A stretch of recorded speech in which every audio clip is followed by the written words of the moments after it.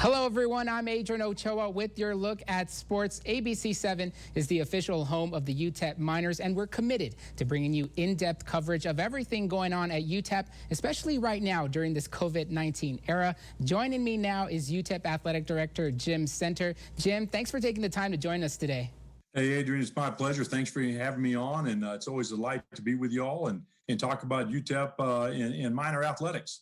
Now, the NCAA announced on Wednesday that they were going to allow for voluntary workouts beginning on June 1st in basketball and football. I'm sure you've maybe had discussions with Coach Terry, Coach Dimmel, and Coach Baker about that.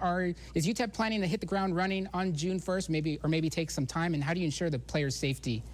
Yeah, well, so let me just tell you, just because the NCAA has said they will allow it doesn't mean that all universities across the country are ready to embrace it and do it, because everybody's in different stages, and in the seriousness of the COVID virus itself is different by different communities and universities, right? So it's going to take some time to scale into that. One of the reasons why we wanted to start to come back as a staff and work and scale up and get ready to do that training is because we want to be able to bring our student athletes back to campus as soon as we can, but we've got to be able to ensure their safety, number one, and number two, we're going to have to train them, and number three, we've got to get ready because there's a lot of moving parts to try to get that right, to try to mitigate the risk. Mm-hmm. So we're not going to be ready on June 1, but I'm hoping sometime between the 1st of June and the middle of June, we're going to be ready to start to open up some of our athletic facilities for voluntary workouts for some of our student athletes.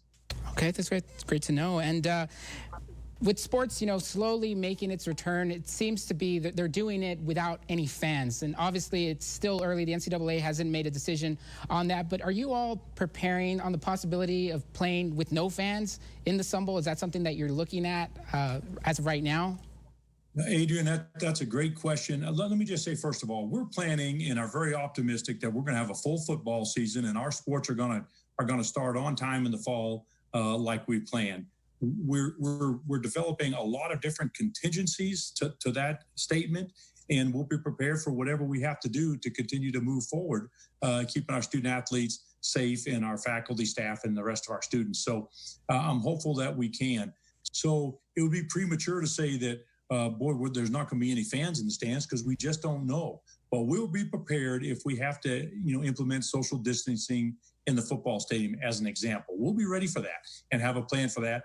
But we don't want to get out in front of that because we might not have to do that. We just don't know. And frankly, one of the things I have to keep telling our coaches is it just depends, right? Mm-hmm. It all kind of depends on where does the virus go? How is our community and the UTEP community reacting to that? But we want to keep our thoughts on the positive side. Well, thanks again, Jim, for taking the time to talk with us. And we look forward to seeing you down the road. You bet, Adrian. Thank you so much, and appreciate you guys. Go Miners. Go Miners indeed. Picks up.